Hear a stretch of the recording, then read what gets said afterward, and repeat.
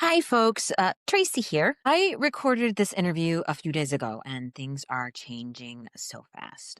You'll notice right away that in this update here, I'm wearing a sweater, and in the interview, I am wearing a tank top and talking about going up for a swim. And also, ICE is here. They're escalating, they're detaining Americans and destroying homes. So, before we get over to our guest, I wanted to share some updates and thoughts I didn't have time to get into during the interview. And here's the most important: Lake County, Indiana is officially part of Operation Midway Blitz. Let me repeat that because I think a lot of us here in Lake County and in NWI and throughout the whole state really don't understand that or haven't really thought about what that means. Yes, a county in the state of Indiana, Lake County, is officially part of Operation Midway Blitz, which is the name for the ICE operation that is currently targeting and terrorizing the city of Chicago. So, if you thought that because you're in a MAGA state, you're safe from ICE activity in your community, nope. ICE is in Indiana, pulling your neighbors out of their homes, hanging out by your South Shore line stop, harassing people who look Latino at your Home Depot. And Hoosiers south of us, I'm talking to you too. You might think, meh, NWI is basically Chicago. It sucks, but the rest of Indiana are so MAGA, Trump would never dare to do enforcement here. Think about that for a second. When has Trump ever failed to sacrifice his own to suit his purposes, even if that purpose is simply a vanity show of strength? You think that after he's run out of Latinos to deport up here, he's just going to pack up, dust off his hands, and say, that'll show him. All done here. No. Next, he's headed downstate to whichever farm is easiest pickings along I-65 and still has some workers around. Then there's Indy. It's a nice, tempting lib target. It's got enough fun tourist attractions to keep the ICE agents amused when they're off duty or even when they're on. Side note, folks, they really are having a whale of a time here in Chicago. I mean, if you're going to come and fascist up the major urban center of the Great Lakes, well, it's a beautiful time of year for it. Folks, I cannot stress this enough. We cannot be complacent about this. ICE is here in Indiana, and it affects everyone in Indiana because they will not stop here. You are going to have to decide if you are okay with this happening in your backyard much sooner rather than later. But the solution isn't as simple as me making this podcast or you sharing this post or making a meme or going all over the place online. Facebook can't fix this. Nor can you, blue person listening to this, simply call your legislators to voice your outrage, because the people we need to reach are Republicans and the independents who voted for Trump. And we are the only ones who can. We all have friends who we keep because they're good people, and we just kind of pretend we don't know how they voted. Because we know that not everyone who voted for Trump did so because they just love the idea of separating screaming babies from their frantic parents. These people cared about jobs and the price of eggs, but they aren't going to get the real story anywhere they're looking. It's not on Fox News. It won't be in their Facebook feeds, no matter how much you post it, because the algorithms aren't going to serve it to them. The news is just engineered now in a way that it just can't reach them. So here's my ask, folks. It's time to go analog. Conversations. Talk to your grandma. She voted for Trump because she's on a fixed income and thought he'd help grocery prices go down. But she's got her in-home aide is Latino and has an undocumented sister, and she's worried about that. Talk to that guy you always see at the dog park who, yeah, he's got some dicey bumper stickers. You keep away from political conversations, but in other ways, he seems pretty reasonable. Tell them that Hoosiers are people with values. Cruelty isn't one of them. Ask them to reach out to their representatives. Then do it again. Please listen to this podcast, folks. Please bear witness. Please share. Please speak out. This is not who we are. And if it is, we all have to change that right now. If not you, who? And if not now.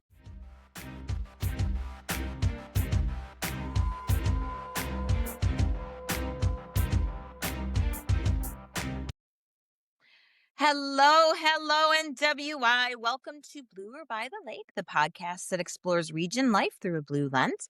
I'm your host, Tracy Martin. Nothing will be more exciting to you than what I'm about to tell you.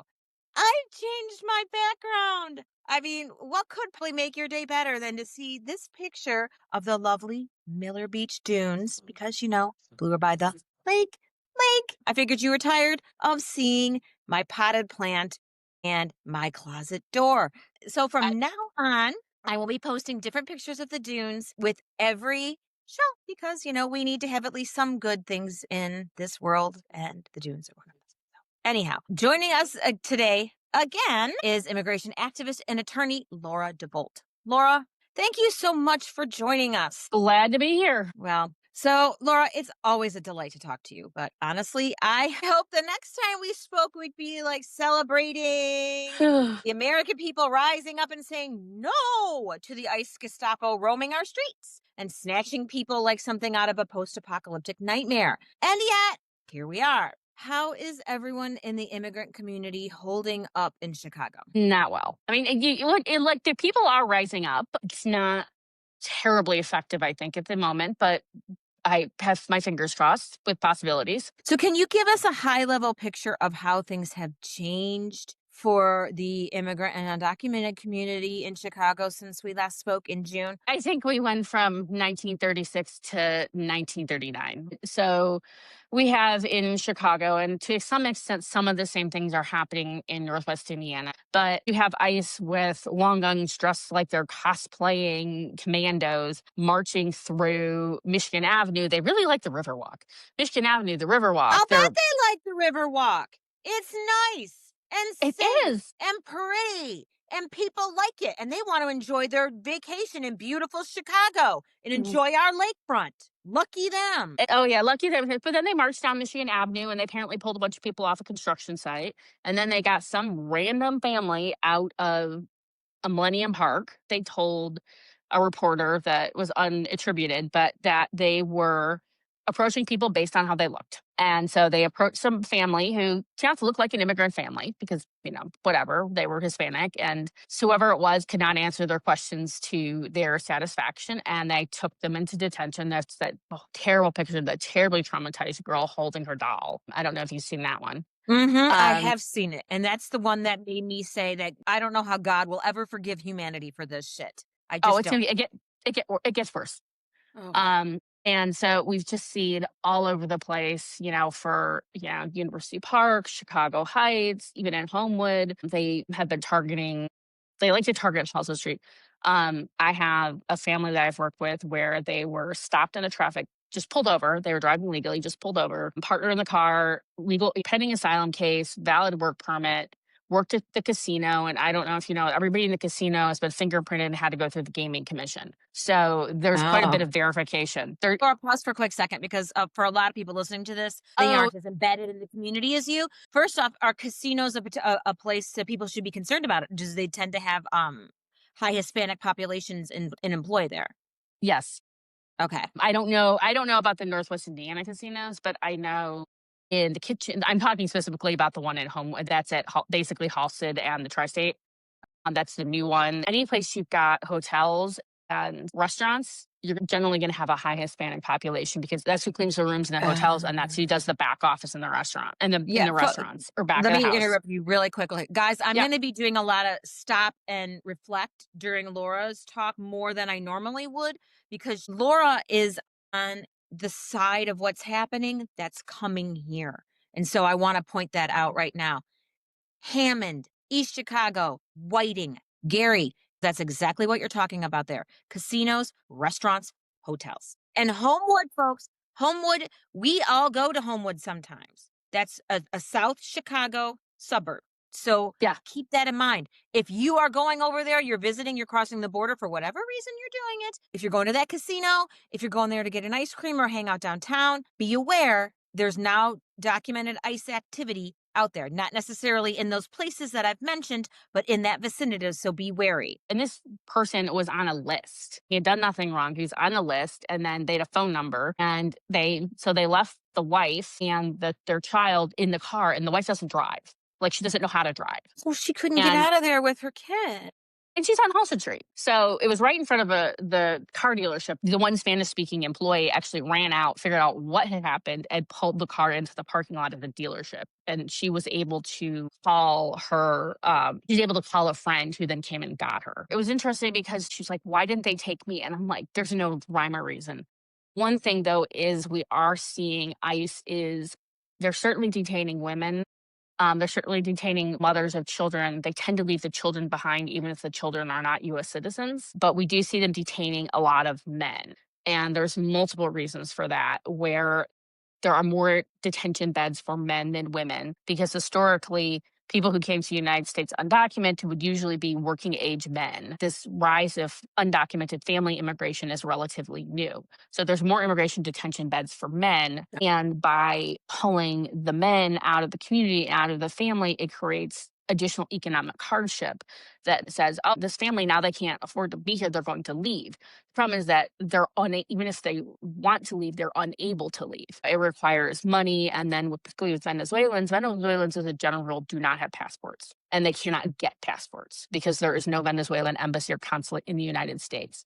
I have a couple families I'm working with where the husband's been deported, and really the best thing for the wife and the kids is just to go back to her mother in Venezuela. She's in a very vulnerable position. She's got minor age kids, work is hard, there's no money coming in, and we've been trying to figure out how to get her back to her mother in Venezuela. But she doesn't have a passport. And they have this idea that people will just, and I hate this term, will just self-deport, where that's not a viable, So people let's pause here sometimes, for a second, yeah. folks, and reflect a little bit on what self-deporting is, and reflect on the fact that this is what the United States of America is doing. We're not just packing a bag for them and taking them to the airport and saying, hey, have a nice life. We'll see you next Thanksgiving. We are making life so unbearable for hardworking families, people with children, people with aging parents, maybe that are still here, people who are just living next door to you, going to the same grocery store as you. You see them at the library, you're seeing them at your kids' events. These are people, and we are making their lives so impossible that they leave because it's unbearable to live here. That is who we have become as a nation. In a lot of these cases, too, the thing to understand is that this family and it had filed an asylum petition and had been accepted by the court, so it was waiting to be adjudicated, and they had valid work permits. So, but they were authorized to be in the United States and working during the pendency of the asylum case.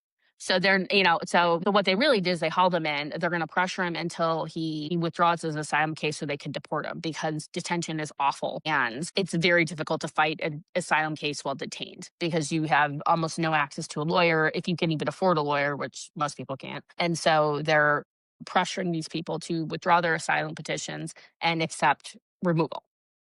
And here, let's So pause here for a minute. Yeah. Because, folks, what this really does is reinforce, although why we would need this reinforcement at this point, I don't know. But in case you are the one person listening to this that needs to hear this message, this is not about illegal immigration. It has never been about illegal immigration. These people that are getting swept up, like, for example, Logan Square. They're targeting Logan Square in Chicago. You know who lives in Logan Square? Puerto Ricans. Puerto Ricans are not illegal immigrants. Puerto Ricans are Americans, but that doesn't even matter. What this is about is hating on Black and brown people and creating the image of strength for Trump's base, period. Adding to that, I don't know if all of your listeners, they've seen the images from the South Shore raid. This is a really, really, really disturbing story that has not made the national news, and I don't understand why. But on Monday night, 300 ICE agents in South Shore South Shore neighborhood of Chicago, 7500 South Shore Drive, like a very large apartment, 130 units. South Shore is a largely Black community. Yeah. There's a number of Venezuelans who came to live there because the rents are cheaper. So there is a Venezuelan presence in South Shore. But so this apartment building, in the middle of the night, ICE and the FBI They rappelled from a helicopter down to the roof of this apartment building, broke down the roof. Then they broke down every single door in this apartment building, hauled everyone out, and which is American citizens, children, adults, and these are Black American citizens. There is no mistaking a Black American Chicagoan from a Venezuelan, none whatsoever. You think? So they made a big thing. Well, we've arrested 37 Tren de Agua members. Honestly, if you call Tren de Agua, you're an idiot because you don't know what you're talking about. But so South Shore, what they did is they broke down every door in this apartment complex. They held every person in the apartment complex, including many, many Black Americans and their children, out. They put the immigrants, and I'm quoting from an article, but they put the immigrants in one van and the Black people in the other van. And they kept them zip tied, handcuffed in the back of, like, in the van I'm talking about, it was a budget moving truck.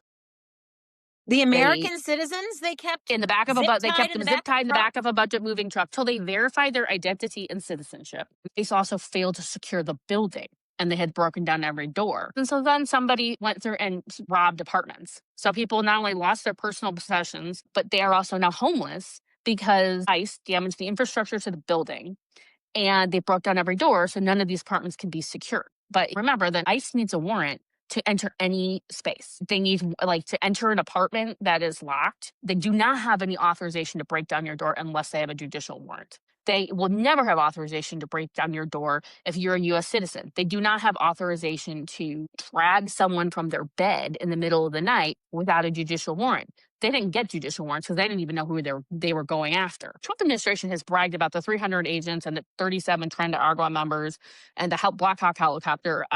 So they admit the event happened, but they don't acknowledge that the majority of people they hauled out of that building were Black US citizens, and they handcuffed in the back of the truck. And then you have kids who are literally naked because I think they were, like, sleeping in, who knows? It's also been really hot here. But these buildings tend to not have well secured screens. So the moms tend to keep the windows closed. And so you got kids who are literally naked because they're kids. They took the clothes off at sleeping, or they slipped out of their nightshirts when the ICE grabbed them. So you've got literally kids naked in the back of the van for hours. It took like 4 or 5 hours to clear people. And now they're also all homeless. And I don't understand why this is not the top of the story everywhere. No. You've got ICE throwing tear gas in Logan Square, like you said. They're, grabbing people out of cars. One of my families that I've worked with works and it's East Chicago or Whiting. I don't want to give too many details, but some sort of industrial thing. Pretty much everybody there is Hispanic, and they're all getting underpaid. ICE took like 5 people off the street right outside work. So maybe this is a good time for us to seg over into what you're hearing and seeing in NWI. So I'm hearing the stories of ICE detained 4 people here and 5 people there, and I've heard of, like, traffic stops or Home Depot parking lots. This is the kind of what we originally saw in the Chicago area. This kind of scattered, small scale activity. I mean, it wasn't small scale because it was everywhere. Right.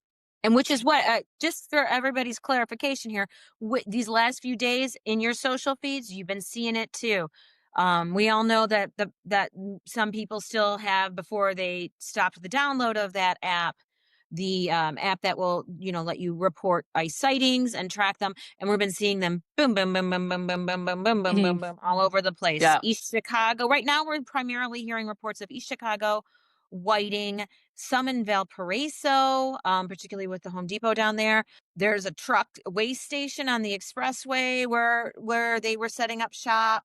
Does that jibe with what you're hearing on your side, Laura, about where they're targeting for the industrial and 94 corridor? I'm also hearing some smaller scale, like, neighborhood stuff where they're just doing some traffic stops in some neighborhoods. What I heard was East Chicago, but Yeah. it's gonna be East Chicago, Hammond, Whiting. There's a Hispanic part of Gary now. I see.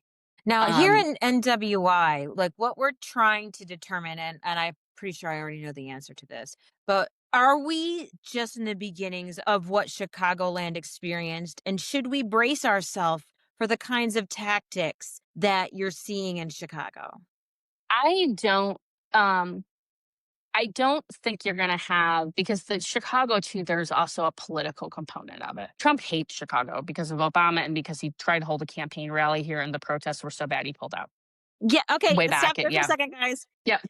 This is one of my favorite successes in life. Anytime anyone talks about Trump, I'm like, we ran that fucker out of here on a rail. Yep. We'll do it again. It's, you know, for lack of a better term, a target rich environment. I do think you're going to see stepped up enforcement, but I think they're going to continue to be pretty busy in Chicago because they're just trying to create as much terror as possible. But I think you will, especially when somebody's trying to make a quota or whatever, you're going to see more enforcement. I don't think you're going to see people rappelling from helicopters. That was a very deliberate stunt. So, but I think you're going to see more of this targeted stuff that happens everywhere. Do you think the casinos in that corridor is gonna be on their radar? Where else I would think it's you be because it's eyeing easy. here? Oh, any place where large numbers of immigrants work. So pretty much any place with a lot of hotels. But I mean, always home. It's always the Home Depot because Home Depot is where the day laborers congregate. Although I think that people, whether they're out there or not, really depends on how desperate they are for money. Is the need for money greater than the risk they're taking being out there? Let's just pause for one other quick second here, guys, because I just want to remind everybody about the people that we're talking about here. We are talking about people who are now so desperate for money to feed their family, to feed themselves, that they have to decide, do I risk getting arrested and vanished, or do I work? This is the position that we've put people in. And they're not doing glamorous jobs that you want. They're doing back-breaking ass work. Or they're cleaning hotel rooms, or they are working in meatpacking plants, the scrap yards in Indiana. Or if you have people are looking for areas to be activists, or not even be activists, to be of service. A lot of food pantries are seeing people are just not coming out. And so some food pantries are saying, can you deliver this to the Good. family so that they don't have to come out to get it? Laura, hang on really quick here because Yeah. this is exactly where I was going to go next. Ways that people can help the immigrant community. Is there a network developed yet for people to volunteer to drive meals that you know of? Most work is really being done at a grassroots level. So it's, your local food pantry or a food pantry in a Hispanic area. Another thing we run into this in Illinois is a lot of kids are walked to school because of the way our busing works. But if Yeah. you have parents who are afraid to take their kids to school, walk kids to and from school. So that it gives the parents one less thing to worry about. Because we're not seeing a ton of detention of children because it's really hard to process children and detain them. Even that terrible story about that family who was, detained out of the park, the mother and the children were released because ICE doesn't have any place to put them. And I mean, they're traumatized for life. But that's generally what we're seeing is that we're seeing literally parents drive out of the car and they leave the kids on the side of the road in the car. Jesus Christ. If you have a relationship with a family that's at risk, there's a lot of conversations going on about standby guardianship, but that's going to be relationship based. But some of the biggest things for people who work in businesses or work in organizations, especially schools, healthcare, businesses that have a number of immigrant employees, is that know your rights. Like we talk about people's homes, that applies to businesses too, churches. So if you work at a school, ask your school if they have an emergency plan for if ICE comes to the school. In Illinois, we have state law that just no law enforcement comes in without a warrant or other permission. But Indiana does not have such a law. But if ICE doesn't have a warrant, you don't have to let them into non public spaces. Does the school have an emergency plan? We had a situation where multiple families had people picked up. And so then it was like, who's going to get their kids from school? Or the kids were getting dismissed from school. ICE is active in the area. The last thing that these parents want to do is go pick up their kids from school because then everybody is at risk. This is an area that has had a very long-standing Hispanic community, and the high school was much better organized. So call comes in, so and so got picked up. ICE is in the area. The high school, instead of sending kids home on the bus when they had to walk 2 blocks to their home, took the kids who had uncertain immigration status and they drove them in the van to their door. So if you work in a school, even a preschool, does your school have a plan where if ICE is known to be active in your neighborhood, what happens? Does somebody call the school and do they hold? Somebody else said because ICE is present in the neighborhood, they were throwing tear gas in the street, which didn't help. But they had to activate their alternative dismissal plan. Chicago public schools generally have a plan. Some of these school districts that have high numbers of immigrant populations, they have a plan. I don't know if that holds for Indiana. I know there was some conversations going on with like the East Chicago school district.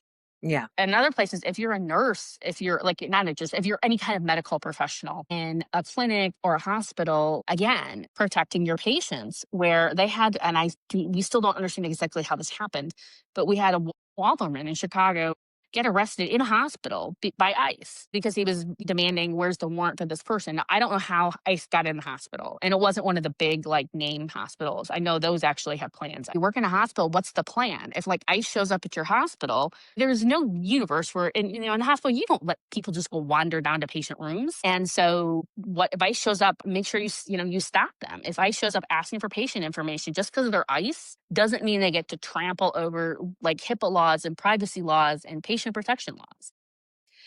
A lot of people are saying that they'll say they demand a warrant from ICE. ICE says, I don't need a warrant. What is true? First of all, any ICE lies 99, 99, 99% of the time. ICE lies And let's constantly. put for And a second, guys. Because a lot of people, I mean, we're used to, cop shows where cops try to play around with the truth a little bit.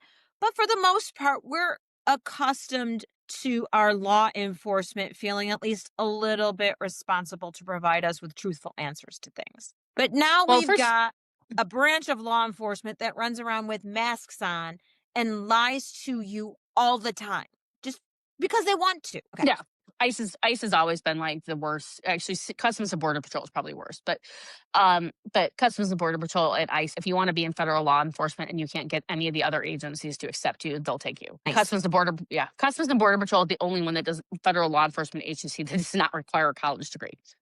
So the reality is ICE, whatever law there is, ICE does not feel obligated to follow it. ICE does not need a warrant. Unfortunately, they do not. And the Supreme Court has ruled that they can racially profile when they're approaching people on the street. But ICE is supposed to have a warrant, legally required to have a warrant when they are coming into a non-public space. Now, if you let them in and say, "Oh yeah, sure, you can come in," they don't need a warrant.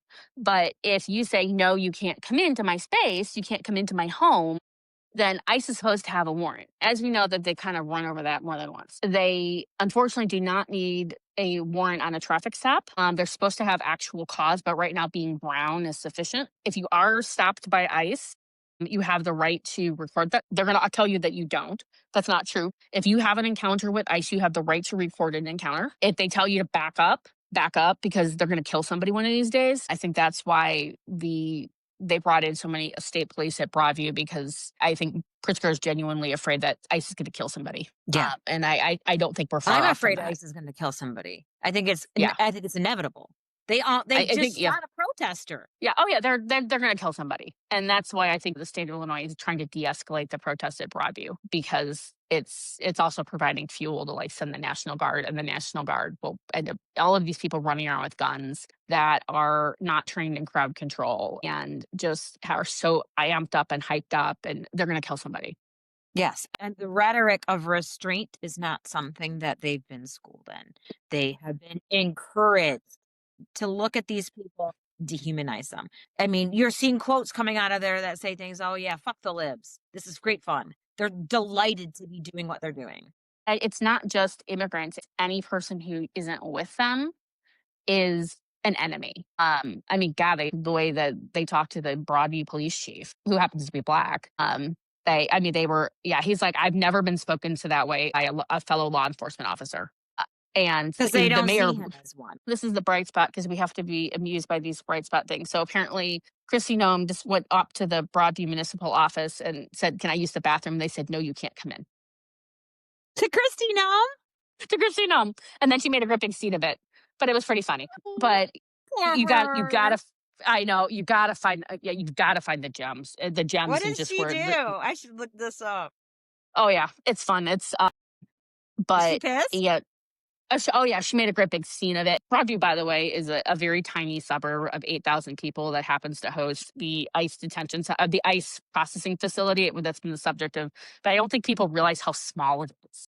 Yeah, it's I not mean, a big community. it's not a big community, and it's also I mean, it's also majority black. And I only say this because I don't think ICE even knows that or has a clue that that's the No. situation.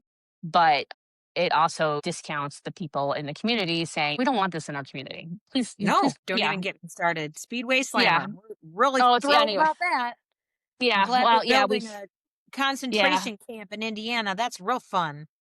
Oh, To sum up for folks, okay, so these, because I know everybody's very eager to know what we can do to help. So the grassroots level is the most impactful because these actions that you're talking about rely upon trusted relationships for reasons. I mean, we're talking about people's kids. Folks, what you need to do, you can reach out to your food pantries to find ways to help deliver foods to immigrants who are scared to leave their home to go get food, to establish walking networks for kids who need to be walked to school, or pickup plans, or you can reach out to your medical professionals, your schools, your places where people receive life services to make sure they know their rights to deny ICE access. And, these casinos, these places where immigrants work, you can reach out to make sure that they have a plan in place and pressure them to have one if they don't. Now, what am I missing any of these sort of grassroots um, efforts people can take? another thing, and this is the one that I think is one of the saddest, but churches where I have a legal clinic in a church, we're there 2 Sundays a month now, and the churches decided that as part of their safety plan, and they're part of a greater network of churches that has been having these conversations for a while, is that given that there's now ICE activity in the area, they decided for the safety of both their congregation, because it's a congregation of color, and particularly for the safety of the people who receive services at the church, that those doors will now be locked at all times. So there's somebody on the door. If somebody comes to the door, they're asked, "What is your purpose?" And they're trained to know that if your purpose is not to be active in this congregation, where's your warrant? And I think this is something that congregations of color are more mindful of because they have had a lot of adverse interactions with law enforcement. Generally, Right. we have not seen ICE go into churches yet. We've seen ICE activity, a block from people leaving church. At this juncture, I would not say that they're not going to go anywhere or do anything. And another thing is also to patronize businesses in Hispanic areas, because I can tell you, like in They're hurting. neighborhood, other oh my god, they're hurting so badly. And so to patronize businesses that are hurting badly because their clients are too afraid to come out, and even when they do come out, they've really suffered a loss in income. Yeah, do be sensitive, because coming in, I'm like, I'm the gringo lady coming into communities that are affected, that they might kind of go like, "Who the hell are you?" Before you go start something, find out if there's already a community network you can join. Go through your contacts, talk to people, and it might be somebody knows somebody who knows somebody, Right.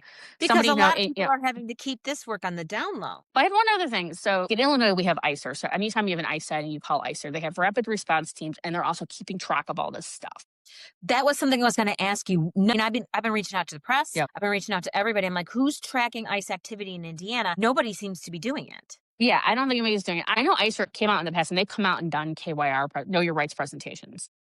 Maybe they'd be willing to at least take on NWI monitoring because we're so integral to the Chicagoland community, but somebody needs to get their eyes on this shit, Yeah, because and it's escalating here. one of the things I would say, and, you see somebody says, "Oh, ICE is here," unless it's verified, do not forward it, because it can create panic. Yes. And that negatively impacts all these communities because if it's not verified, it creates panic. And then these businesses in these communities are really badly impacted. So, Yeah. I mean, it's important to make it possible for people to live.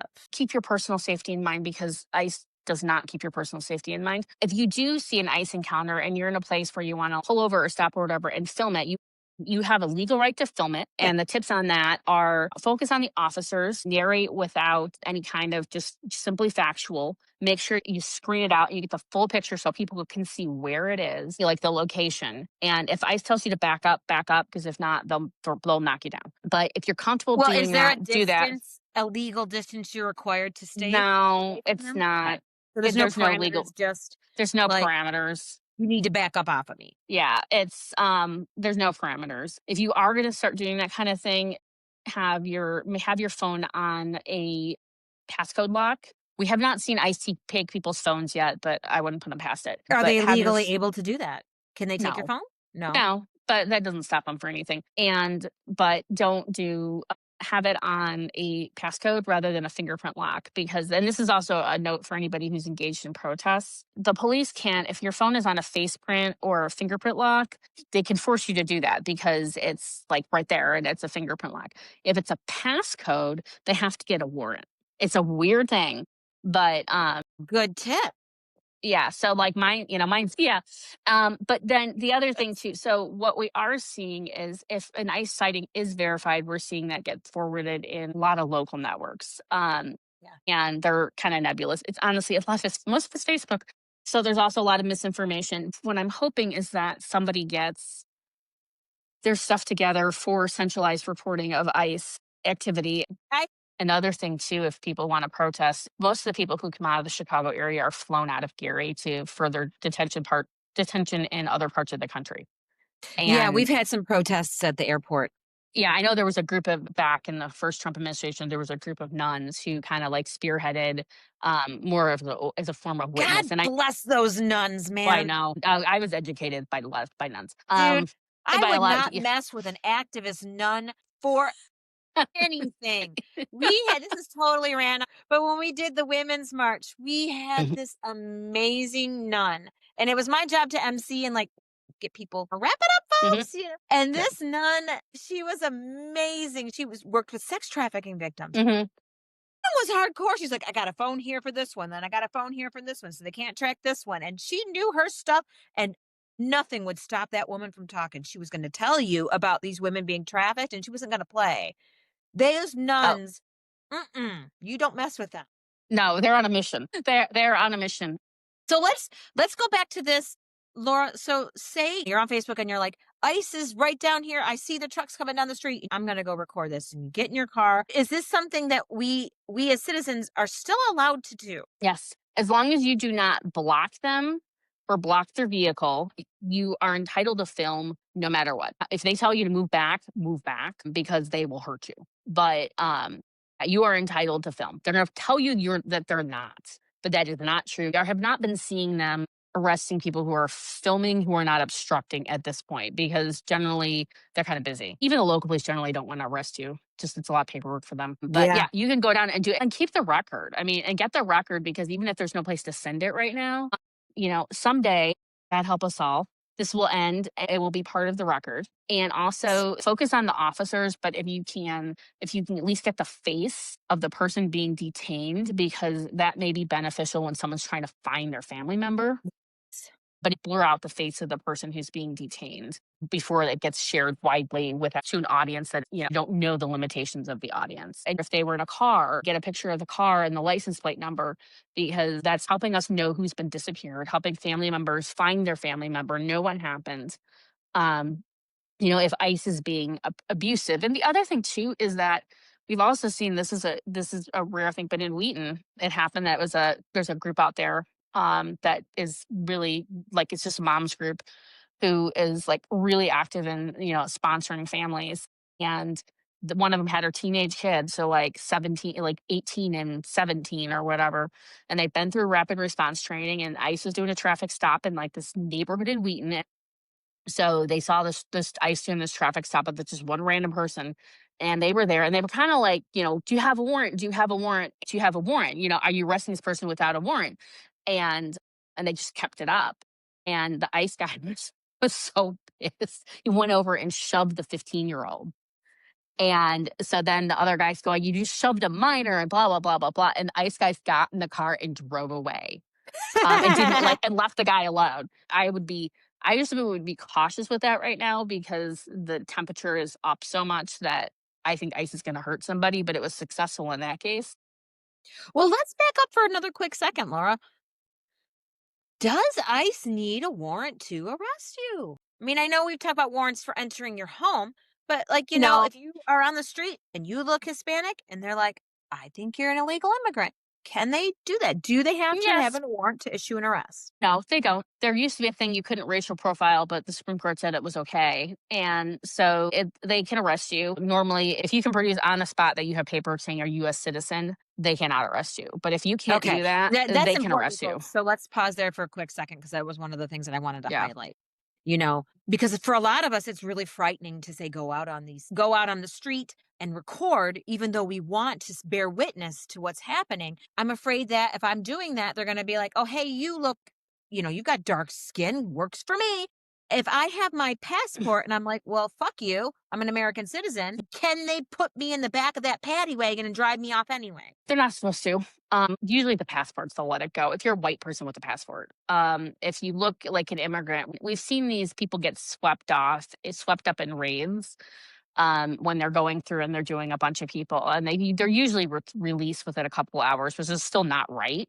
But they're Hmm. usually released. People who are very clearly white U.S. citizens right now, if they're getting arrested, um, they're getting arrested for basically interfering with obstruction of whatever, interfering with a federal official, blah blah blah. So and usually they call the local police to come deal with it.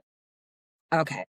And the police have generally not intervened here in Illinois. They're not supposed to, but I don't know what restraints your local police have in places like this. I would be more worried about getting shoved and knocked down than Okay. arrested. There's always a first, but especially if you're just filming, if you're actively engaging with them, that might be. And honestly, that really has a lot to do with how crabby somebody feels that day. And then if you see it and you're not comfortable filming, or you're not comfortable like getting out of the car, you know, you can always film from the car, or you can take notes. How many ice ages were they? Did they have their faces covered? What kind of cars were they? How many cars? Was it a silver whatever? What was the license plate number? How many people were they detaining? Um, what was the, any description of the person they were detaining? What was the car that this person was in? If they were in a car, what was the license plate? If you have to prioritize, if you only have a minute or two, you have to prioritize. I would go for a picture of the whole scene, and then a picture of the car of the person being detained, and then the person being detained's face. If you have only like a split second to do that, because eventually there's going to be a list of the disappeared. Um, Yeah. Generally, people do turn up in the ICE detainee locator within about 3 days. There's always, that That's could a change. long time to wait It's when a you're long time to worried that wait. somebody you love is dead. They don't turn up. They never turned up immediately, but it's taking longer now. And a lot of times, it doesn't tell you where they are. It just tells you they're in detention. So, folks, Laura and I and some other people are trying to figure out who can accept these pieces of evidence of the disappeared so that we can sort of figure out ways that the work that you're doing to help can be used. And I'll be letting you all know about that as soon as I know more myself. But in the meantime, Laura, is there any one last thing you want to share with everybody today? I know. I I know. I don't know if anybody knows the parable of the starfish, which is that after a storm, a girl is walking along the beach and there's starfish all over the beach, and they're going to die if they don't get back in the ocean. And this girl is picking them up one by one and throwing them back in the ocean. And some other person says, well, you'll never save them all. What are you doing? And she's like, well, it makes a difference to that one starfish. And right now, the big picture is so scary and so awful. And really, the only way that we can even go approach it is just to chip out one thing after another. If you can drive somebody for the food pantry, if you can go get some tacos in a strip place that's had their business, reduced. If you can help come up with a plan that maybe keeps a kid safe. If you can we're gonna someone eventually someone is gonna figure out where this ice data is. But the other thing too is filming ice, while you can't stop the encounter, it reduces the brutality of the encounter, because these guys, they do know that things are on film and the internet is forever. And I think that some of them realize that this will not last forever, but you have to do it one action at a time, one thing at a time, because it is the only way to get through, because the overwhelming big picture is just awful. It is. And it is the opposite of everything we were raised to do and believe about ourselves and our society and our nation and who we are as a people.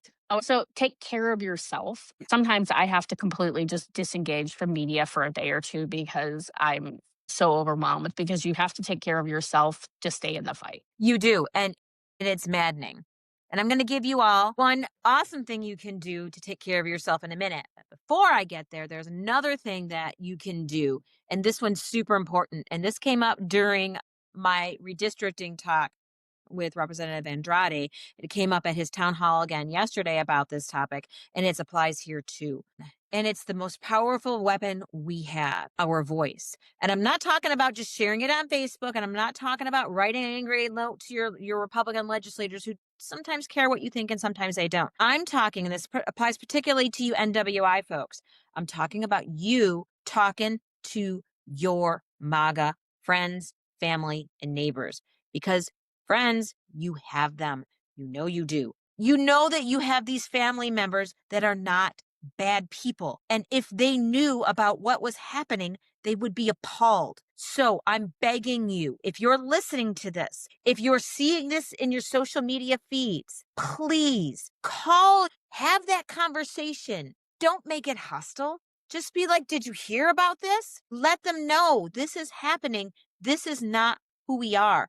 If we don't bear witness to persuade the people that we know still do care about their neighbors and the people that live with them, then who else is going to persuade them? They're not going to be seeing this on the news. They're not going to be seeing this in their social media feeds. They're siloed away from the things that are happening. So we have to make sure they know. And the second thing you can do, please look at my background here.